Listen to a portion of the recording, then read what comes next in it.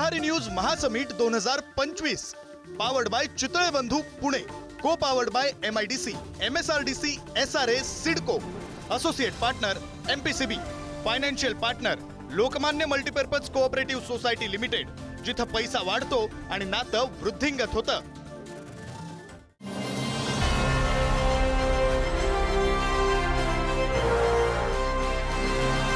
Cyber गुन्हे विभागाचे विशेष police महानिरीक्षक यशस्वी यादव, आपल्याला विनंती, कृपया आपण व्यासपीठावरती या। यशस्वी यादव यांचा सन्मान करण्यासाठी या ठिकाणी मी व्यासपीठावर निमंत्रित करतो। पुढारी समूहाचे चेअरमन एमिरेट्स आणि मुख्य संपादक पद्मश्री डॉक्टर प्रतापसिंह जाधव सर यांना कृपया आपण व्यासपीठावरती यावं। सायबर गुन्हे विभागाचे विशेष पोलीस महानिरीक्षक यशस्वी यादव आज या संवादानिमित्तानं आपल्या सोबत आहेत आणि आपण त्यांचा सन्मान करूयात। पुढारीचा हा गोल्डन बूम देऊन आपण त्यांचा सन्मान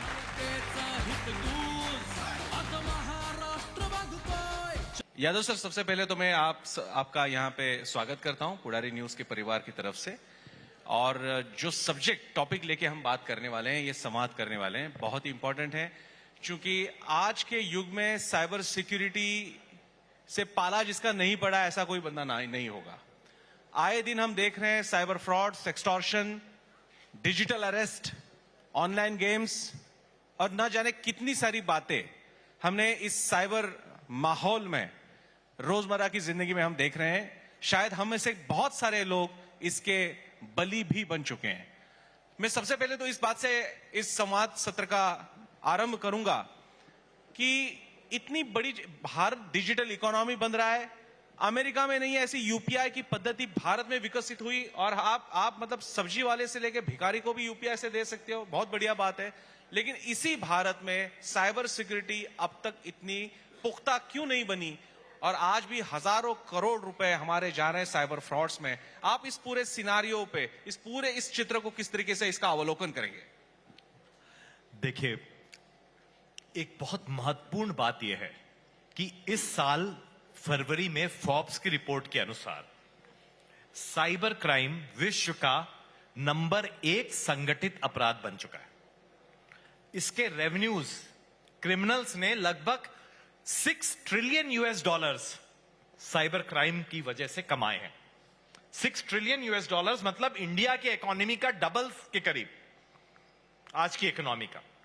तो इतना बड़ा प्रमाण पे साइबर क्राइम पूरे विश्व में हो रहा है, जिसमें रैंसमवेयर है, साइबर बुलिंग है, OTP फ्रॉड्स है, नेम इट, सेक्सटॉर्शन, आप कुछ भी कह लीजिए इसको।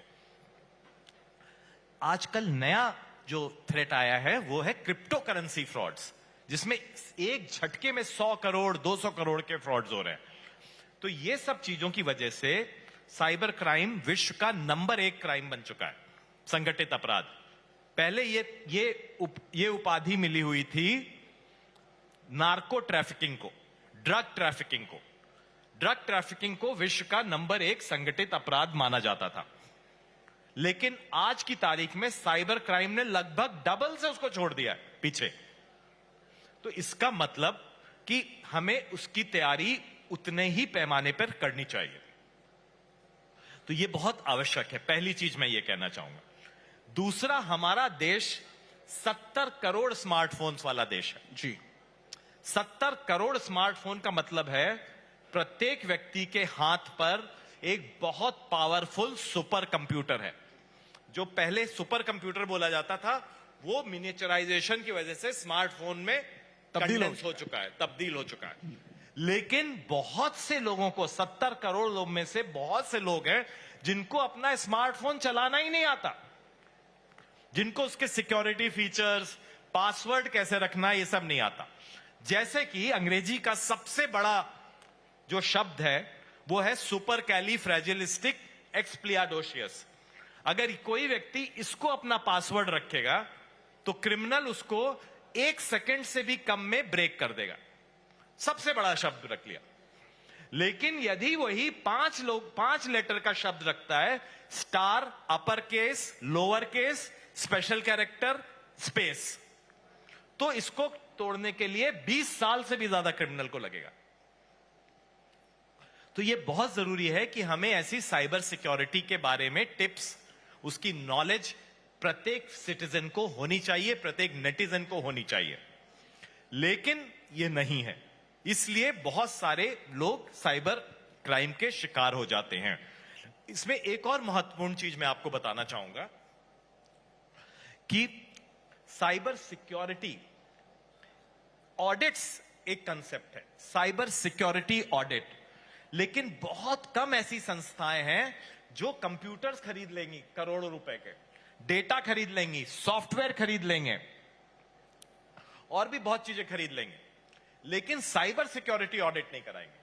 फाइनेंशियल ऑडिट हर ऑर्गेनाइजेशन में होगा, लेकिन साइबर सिक्योरिटी ऑडिट नहीं होगा, जिसकी वजह से एक ऐसा समय आता है जैसा जेएनपीटी में हुआ, एम्स में हुआ, सारा डेटा चुरा लिया जाता है, सारा डेटा लॉक कर दिया जाता है, जिसको रैंसमवेयर बोलते हैं। तो यह बहुत जरूरी चीज है कि हमें साइबर सिक्योरिटी की तरफ ध्यान रखना चाहिए। प्रत्येक ऑर्गेनाइजेशन को, बड़े ऑर्गेनाइजेशन को कम से कम साल में एक बार साइबर सिक्योरिटी ऑडिट करना चाहिए, जिससे कि हम पता कर सकें कि हमारी फायरवॉल्स कितनी तेज हैं, हमारे एंटीवायरस सिस्टम कितने सुदृढ़ हैं, इत्यादि। मैं यादव जी इसके आगे जाके कहूंगा कि ये तो सही बात है, आपने कहा तो बहुत ही सही बात है कि हमारे पास वो टेक्नोलॉजी लिटरेसी, साइबर लिटरेसी का रेट का प्रतिशत इतना अच्छा नहीं है, लेकिन फिर भी हम ऐसे शेर पे सवार तो हो चुके हैं जिसका नाम है साइबर एज या डिजिटल एज, और अब उस शेर को किस तरीके से सवारना है, शेर को किस तरह से आगे लेके जाना है, हमें पता नहीं है। लेकिन फिर मुझे ये बताइए, फिर करें तो करें भी क्या? आज आपने एक, हमें जैसे महाराष्ट्र में आप जानते हो, अमिताभ जी के आवाज में आवाज आ जाता है या किसी की आवाज में कि अगर आपको कोई भी बंदा ओटीपी मांगता है या कहता है कि आपका डिजिटल अरेस्ट हुई है तो उसके ऊपर भरोसा ना करें। हालांकि इसके भी आज भी ऐसे अपराध हो रहे हैं, तो लोगों तक पहुंचने के लिए आपका विभाग हो या गवर्नमेंट हो, कौन से तरीके अपना रही है या कौन से सुझाव आपके पास है? देखिए, एक सिंपल सुझाव मेरा यह है कि प्रत्येक व्यक्ति, कोई भी जो स्मार्टफोन यूज कर रहा है या लैपटॉप यूज कर रहा है या आईपैड यूज कर रहा है, उसका एक, जैसे ड्राइविंग, कोई गाड़ी चलाने के पहले ड्राइविंग लाइसेंस का टेस्ट होता है, वैसे ही उस व्यक्ति का भी साइबर सिक्योरिटी के बारे में एक टेस्ट होना चाहिए। यह बहुत महत्वपूर्ण है, क्योंकि वरना हम ऐसा शस्त्र लोगों को दे रहे हैं जिसके बारे में लोगों को पता ही नहीं है। आज भी मैं बोल रहा हूं, आईफोन 16 के लगभग 1,23,000 फीचर्स होते हैं, लेकिन हम सिर्फ 3 या 4 फीचर्स यूज करते हैं। तो इसका मतलब हम बहुत सारी चीजों के बारे में अनभिज्ञ हैं। तो सबसे पहले साइबर लिटरेसी एक बहुत बड़ा अभियान चलाना बेहद आवश्यक है। जैसा कि अमेरिका में, नॉर्थ कोरिया में वगैरह जगह होता है, cyber literacy is a phenomenon, but हमारे कंट्री में अभी तक यह फिनोमिनन आया नहीं है। हालांकि 70 करोड़ स्मार्टफोन जरूर आ चुके हैं। सर, एक यहां पे बात करूंगा मैं कि ये तो अब जैसे कि आप एक आपकी उंगली आप दिखा रहे हैं समाज पे कि आपको ये सुधरना चाहिए, जो अच्छी बात है, लेकिन मैं ये भी पूछूंगा समाज की तरफ से, मैं आपको भी सवाल पूछूंगा कि मैं एक सीनियर सिटीजन हूं, मैं किसी की माँ हूं, मैं कोई भाई हूं, बहन हूं या जो भी हूं, मुझे ऑनलाइन व्यवहार तो करने, आज के युग में मैं बैंक को ऐसा तो नहीं बोल सकता कि भैया मेरा सब अकाउंट ऐसा का वैसा रखो, मुझे ऑनलाइन बैंकिंग नहीं चाहिए, क्योंकि बैंकिंग की थी, आप ऑनलाइन बैंकिंग कीजिए। अब यहाँ पे सिस्टम्स तो आपने दे दी, लेकिन उसको इस्तेमाल करना या कुछ चीजें करनी चाहिए, नहीं करना, इसका अच्छी तरह से ज्ञान नहीं मिला है।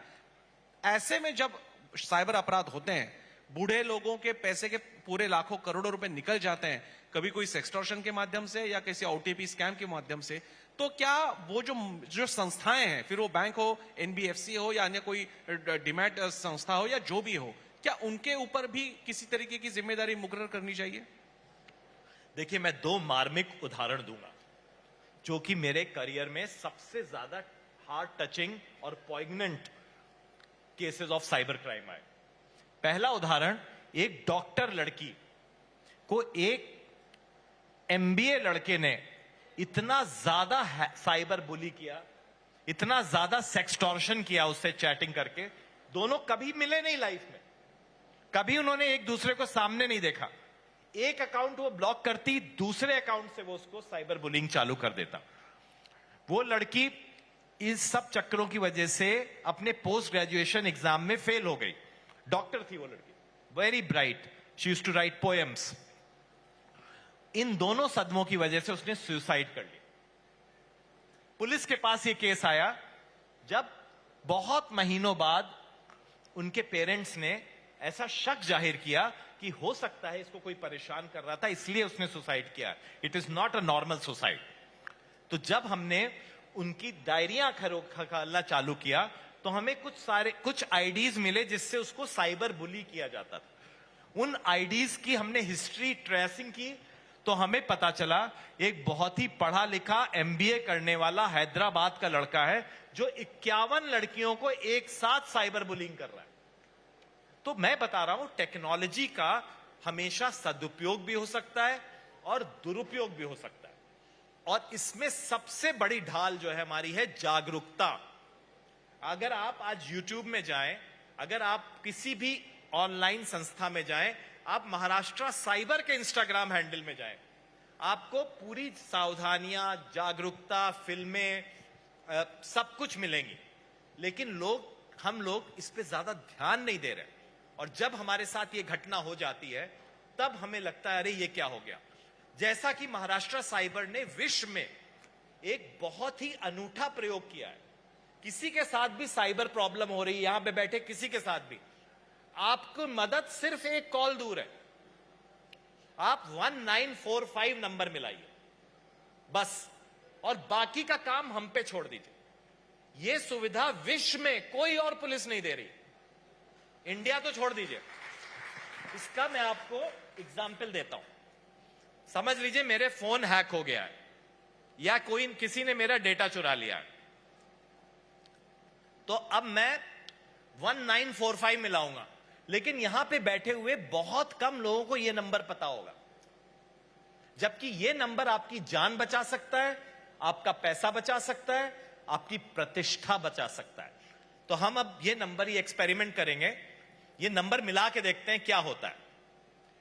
अब ये नंबर जो उठाएंगे वो नॉर्मल कॉल सेंटर के लड़के नहीं है, वो साइबर एक्सपर्ट्स हैं जिन्होंने डिग्री किया हुआ है, जिन्होंने कोर्स किया हुआ है, और रोज ऐसी कंप्लेंट से वो उनका पाला पड़ रहा है। तो मैं स्पीकर में लगा रहा हूं, इसलिए लगा रहा हूं ताकि सबको ये नंबर याद हो जाए अच्छे से, और ये नंबर वक्त आने पर आपके अब रामबाण साबित होगा। Maharashtra cyber crime command centre मध्ये आपले स्वागत आहे। मराठीसाठी कृपया 1 दाबा, हिंदी के लिए कृपया 2 दबाएं। And for English, please press 3. Please press 1 for existing complaints. Press 2 for new complaints. And press 3 to talk to the cyber analyst. We are transferring your call to our cyber analyst. So he's a cyber analyst जो अभी हमारा call उठाएगा। Training and quality purpose. Your call.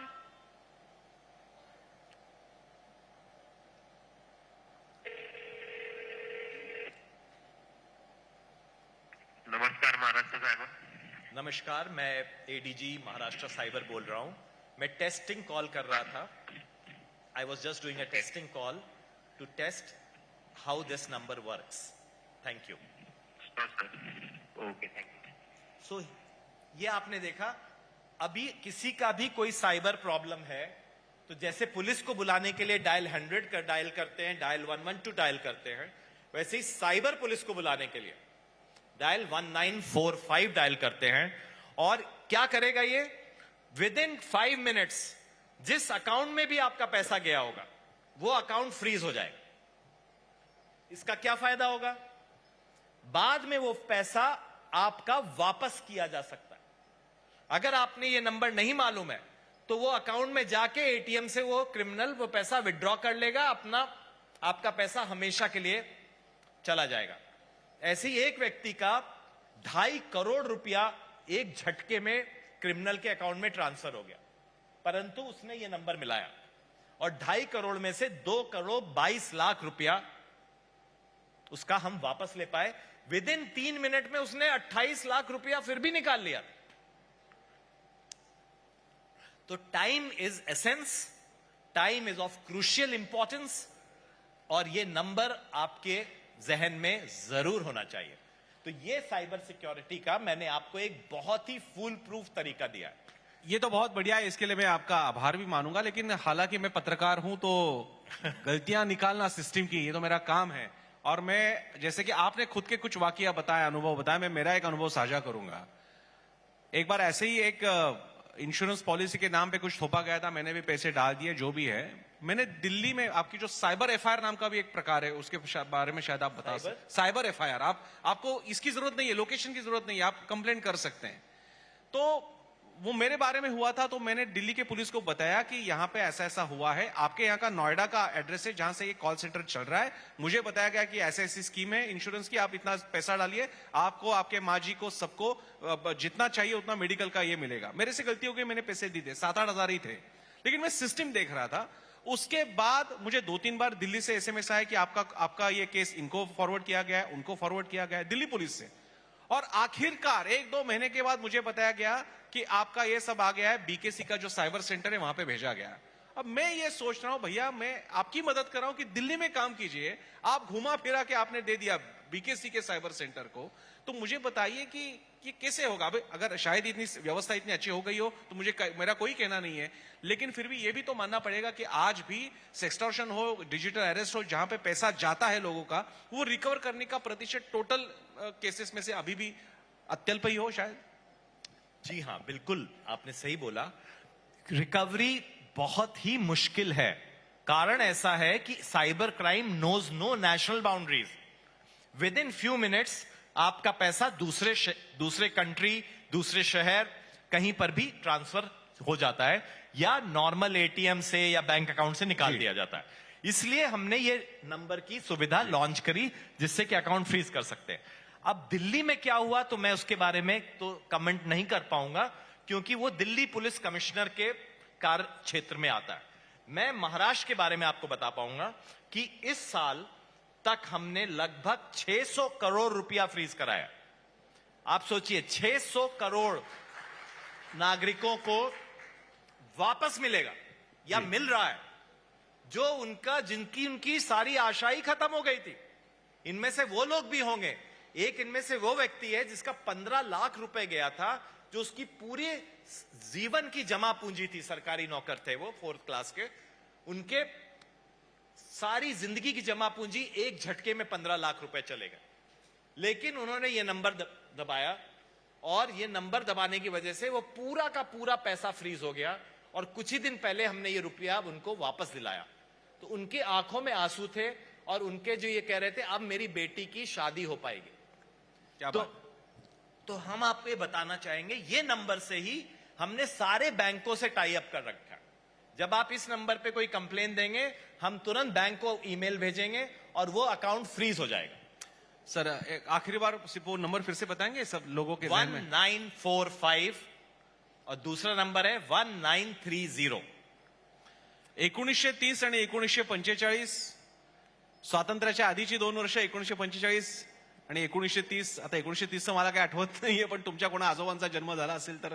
पण हे 2 number लक्षात ठेवा, काही अडलं तर तुम्ही या नंबरवरती माहिती घेऊ शकता. यादव जी बहुत बहुत धन्यवाद, आपने हमें वक्त दिया. एक चीज मैं और जी बिल्कुल बताना चाहूंगा, साइबर क्राइम बहुत रैपिडली इवॉल्व हो रहा है, और इसकी मदद कर रहे हैं 3 फिनोमिनन.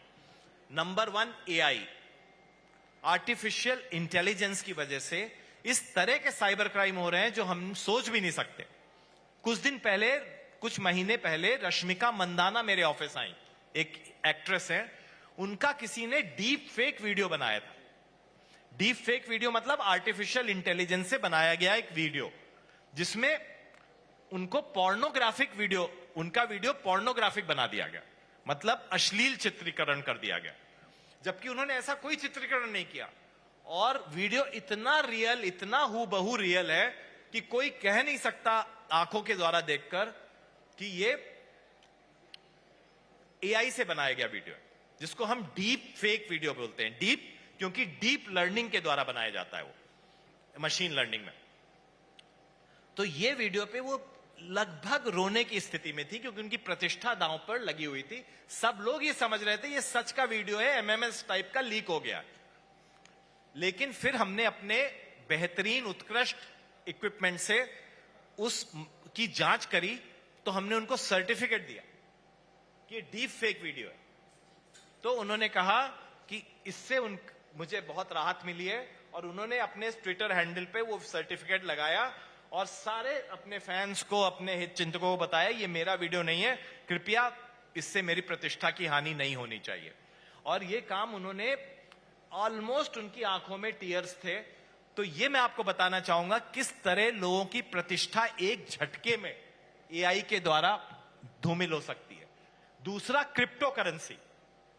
क्रिप्टो करेंसी एक ऐसा माध्यम है जिसको कोई सरकारी मान्यता प्राप्त नहीं है, लेकिन फिर भी उसमें यह ट्रेस करना कि किसके अकाउंट में पैसा गया, कैसे गया, बहुत मुश्किल होता है।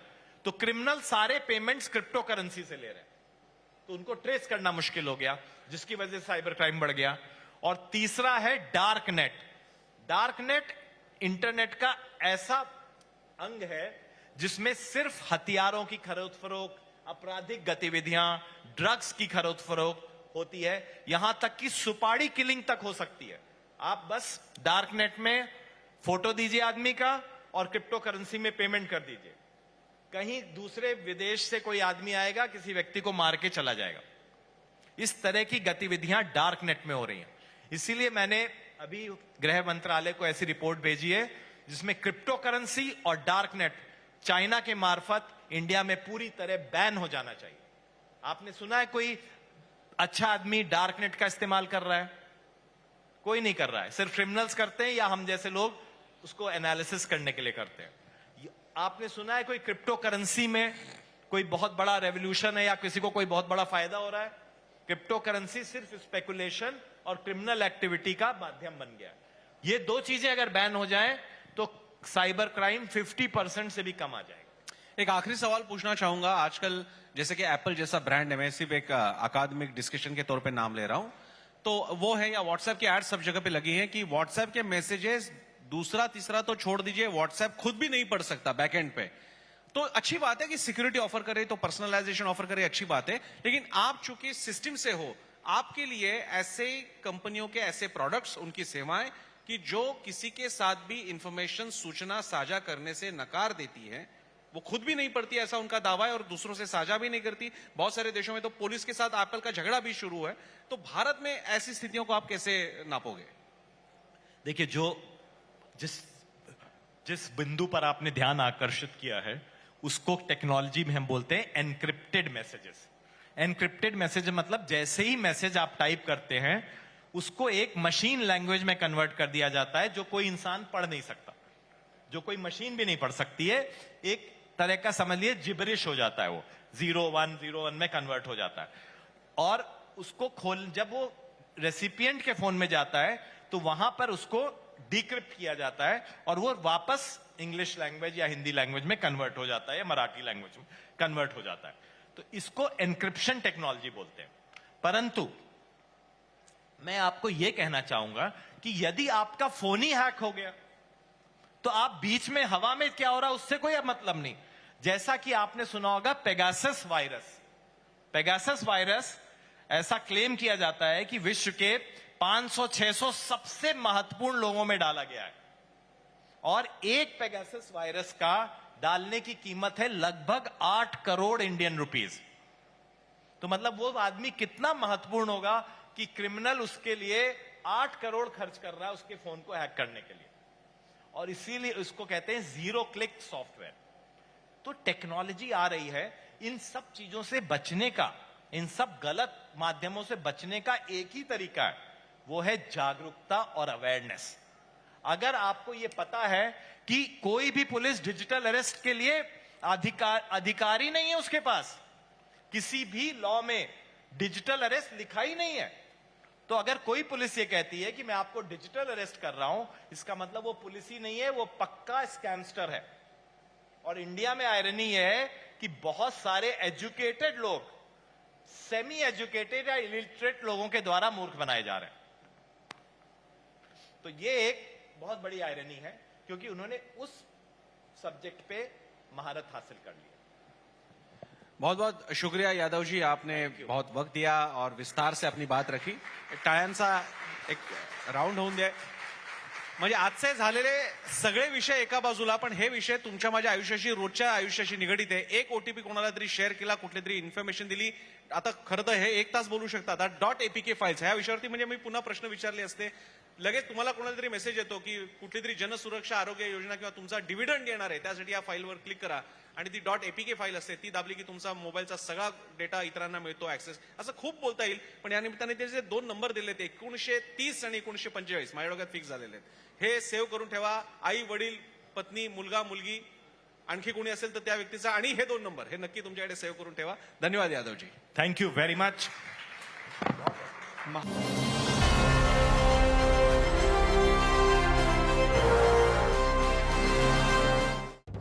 पुढारी न्यूज महासमिट 2025 powered by Chitale Bandhu Pune, co powered by MIDC, MSRDC, SRA, CIDCO, associate partner MPCB, financial partner Lokmanya multipurpose cooperative society limited, जिथं पैसा वाढतो आणि नातं वृद्धिंगत होतं.